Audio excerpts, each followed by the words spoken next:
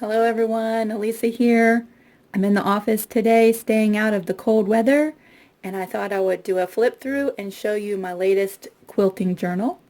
It is a quilted covered journal, and let's begin.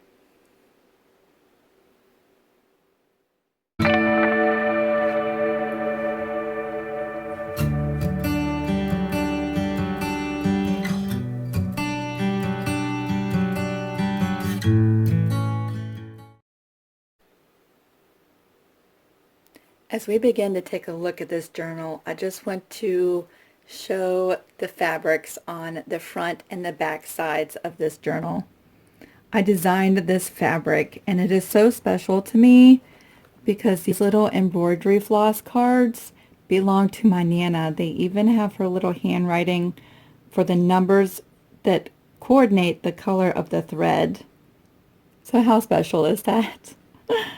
I designed this fabric. It does print out in color as well.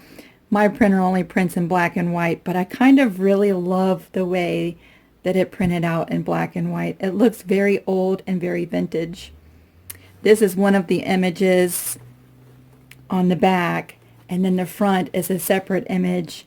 These are JPEGs that I created and then added some vintage buttons and quilted the cover. So you can see the stitching from the quilting on the cover on both the front and the back. On the back I did some free motion work around the different elements on the fabric and in the lace. I absolutely love this. It has a very soft feel to it, and it's very quilty feeling. So let's go ahead and begin. As a closure for this journal, I took some elastic and sewed a little flower. So this is just a band that comes off, so it is a very simple closure. Everything is held in with embroidery floss, and so you are able to take the signatures out of this journal and work with them or replace them when they're full. This journal I designed as a quilter's journal, and so the signatures inside are set up to record all of your quilts as documented history, or to organize your quilts, or to keep some kind of record of the quilts that you make. There are 5 signatures in this book. 4 of them are quilting journals, and the last signature is just some journaling space. Let's go ahead and take a look inside this journal. It is a hardbound book, however it is kind of soft, and so it gives a very nice feel to the journal. Some of the embellishments I did sew in, and so they are permanent, but it acts as a tuck spot. You could tuck a note right up underneath of there. Going into the first signature, I did decorate this book. However, there is a lot of room for expansion and adding your own elements to this book. So you'll see a bunch of different note cards, little notepads that I created with ribbons sewn to the top. This is a vintage button card that I found at an antique shop in downtown Hampton. I love that. It's got pretty little flowers that have silver embossing around them. I love this old vintage kind of things, little elements to add to my journals. This is just a blank journaling sheet that looks like grid paper where you could design a little quilt layout. And this is a bookmark or something that you could record notes on. Paste a picture there. Going into this first signature, this is an added page to this signature, and it is just a printout of the cover sheet. I love that. I love it so much. I love vintage sewing decoration. I mean, just it just feels like it belongs in this book. The quilting signatures start out just like this. The very first page is a blank journaling page. The next 2 pages is all about your quilt. So for each quilt you get 2 pages. There is space to write your quilt name, the start and finish date, the source or pattern that you're using for this quilt, the size of the quilt, who you are creating the quilt for. There's little spaces that you could put swatches of the fabric from your quilt so that you'll always remember what fabrics you used in that quilt. I really love adding fabric elements to my quilts because I'm a touchy-feely kind of person, and just so having different little swatches of fabric on the page just adds so much to your journal. There's a notes section about this quilt and a space where you could attach a photo or sketches about your, planning out your blocks or your quilt. The next page is designed to be for the same quilt, and it is a materials list, and you can check off the things that you've purchased for the quilt as you go along. Additional notes about your quilt, and then a journaling space designed to record your thoughts while you are making this quilt. Let's say you're doing a very special baby quilt or a quilt for a wedding gift. Recording all your thoughts while you are making that quilt would be something that years down the road you would love to take a look back and see where your mind was while you were making that quilt. I'm sure your family one day would love to sit down and read something that was written by you in your handwriting while you designed their quilt. Each one of these signatures, like this is a signature here. Where are you? There you go. This is a signature. This signature holds information for 6 quilts, and so you have 4 signatures altogether, so you can record 24 quilts in this book. So I won't flip through all of the pages because they are all pretty much like that, recording quilt information. I did slip a blank journaling card in the middle of that signature. You can see I put it in the middle of the signature. This is where the floss is that holds this signature in. And so you could just slip this one right out and replace it with a new one. Or you could add your own elements just like I added this card here. We have a tuck spot here, another notepad with some lace trim, and this one just has different sheets in it where you can record notes or to-do list, all kinds of different things about your quilts. This is a paper clip that I made from a vintage sewing magazine. It's a thimble that I pasted and made into a paper clip, so you can move that around all in your journal. Going into the second signature, you can see I've just added little elements, like I sewed some lace onto this card. Again, this is just a little journaling card. Another blank slip of paper that you can write notes on. This one I added a sheet from a vintage sewing magazine. I love going and reading the little advertisements and looking at all the different things.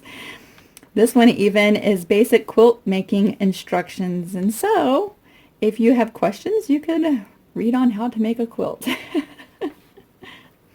Again, just like the other signature, the first page is a journaling page, and then 2 pages for each quilt, and it just goes like that.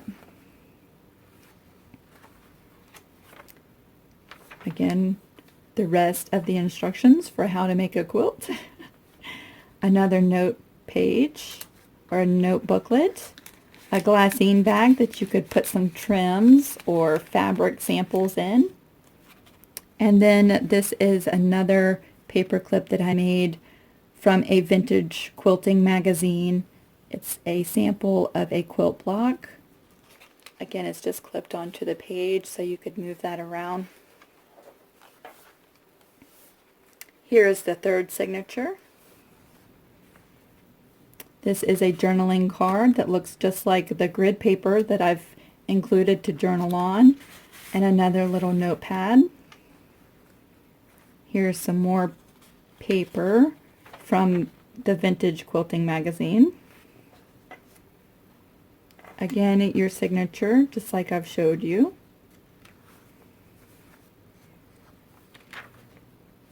And another blank sheet of paper that you could journal on.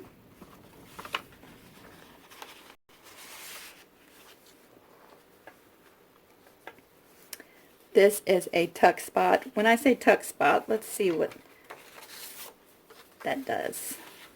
You can tuck notes right up underneath of there. Isn't that so awesome? That one is sewn onto the page, and so it's permanently there. Let's put this back where it belongs, just like that. Here is a little journaling card, another notepad with the lace trim, another accent page. I love these pages as backgrounds. If you have pictures of your quilts or pictures of a sewing day where you and your friends got together and you took pictures, you could paste them to these pages that I've added to the signature. Maybe you could paste a picture of the person receiving your quilt. Wouldn't that be so lovely? Again, all of these pages are the same. This is just a blank note card that you could record notes in or put a picture in. And just a paper doily just as an accent there. Again, we just have some little sewing ephemera clipped to the pages, so you could remove these and move them around as little bookmarks or tabs to keep track of a certain page. Here's another little tuck spot with a little journaling card right there. Another notepad with lace trim. I love these vintage papers where all of the edges have started to turn. You might have little stains where someone might have had something on their fingers, or maybe some glue or something dripped on the page, and it just really adds to the vintage feel of these older quilting magazines that I have. Again, another print out of this kit. This is a digital fabric kit that I created. There's actually 4 images that are included in this kit. You can print them out on paper. I like to print them on paper that has a pattern on one side, but they've left the other side blank or all white. Sometimes I'll take those papers and print images on the back side so both sides have an image. And so with that kit, you could print it out on paper, or I like to print it out on fabric. I'm going to show you some pictures of the 4 different images that I created and what they look like in color. Again, mine is printed in black and white. How pretty would it be to print it out in a sepia color? Oh, I wish my printer did a sepia color. And this is the last signature in the book. And I really wanted to provide a place for journaling or note-taking. If you go to quilt classes and you want to take notes and you're always losing your notes or placing them somewhere and you forget where they are, or if you want to create a list to take to the quilt shop and just record it in here and bring your whole book with you. And so everything is all in one place. I absolutely love that. So there are plenty of pages for journaling in this last signature. Again, just another vintage page from a quilting magazine. A journaling card that's just clipped onto the page. And another blank page that you can journal on. Make list, all kinds of things. And we are at the back of the book. Again, just another little accent piece that can be moved around in the book. And then I stamped it and signed my little signature with the year. How awesome is this quilting journal? Right, 24 quilts. That would be, for me, I make a ton of quilts a year, but that's what I do. I make a ton of t-shirt quilts. But if you wanted to record really special quilts, then this is the kind of book that I would do that in. Let me just show you how easy it is to print off the signature pages that make up the inserts. So when I say insert, that is one booklet, just like this, and it does not include this extra page that I just put in this book. So it would be all of this right here. You print out 4 of these, and the kit also includes a blank journaling. So you would print out 4 of the quilt journal and 1 of the blank journaling pages, and that's what makes up this book. So to print out the kit, this kit is 14 pages. However, it prints out on 7 pages, and you make sure to change your printer settings to print on both sides. And so when it comes out of the printer, it looks just like this, and usually this page will be on top. And what I do is completely take all my pages and fold them right in half. Hold on. Nope, take them like that. This will go on the outside. Figured I would mess that up, right? And just like that. And I would take something like a bone folder, or maybe like a pencil, something with a hard edge, and just give that a really good crease. And then you can add your own elements, like I printed off the cover and added that to it, or some pattern paper or music paper. That would be nice. All different kinds of things. Like I added also the vintage quilting magazine page, and then this goes inside a little folder that I created with just some pattern paper. So if you're interested in making your own book, I do have a kit where you get this insert and you get a blank journaling insert, and then you can print off as many signatures as you would like and make however many books that you would like. And I also have a kit with the 4 images that I showed you earlier, and that is also available in my Etsy shop. And then for as long as this lasts, this quilting journal will be available in my Etsy shop. So I have had a ton of fun making journals this week. At Christmas time, I made about 20 journals, and so I was a little, needed a little break from the journaling, and it's been a couple months and I've missed it. And so I've spent some time this past week creating a few journals, and this was one of them, and I just had to share it. I absolutely love it, and I hope that you do too. You can check out the description box down below. It has the links to the inserts, the link to the fabric images, and the link for this journal. It also has a link to my Facebook page if you'd like to join me over on Facebook. Thank you all for watching. I hope you have enjoyed watching my latest creation. Bye, you guys.